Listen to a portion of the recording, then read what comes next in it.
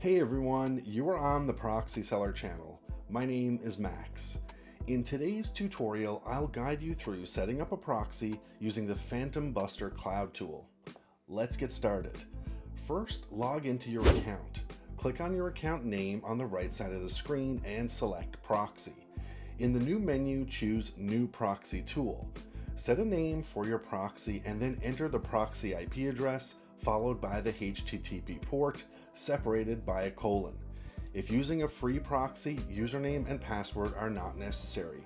For a private proxy, fill in the required fields for authorization.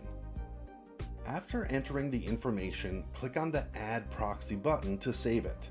To activate the proxy, return to the main menu. Either create a new Phantom or select an existing one.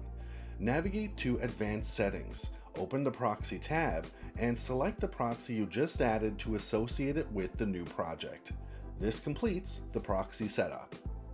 Remember, free proxies pose security risks and lack reliable anonymity, often leading to blocks.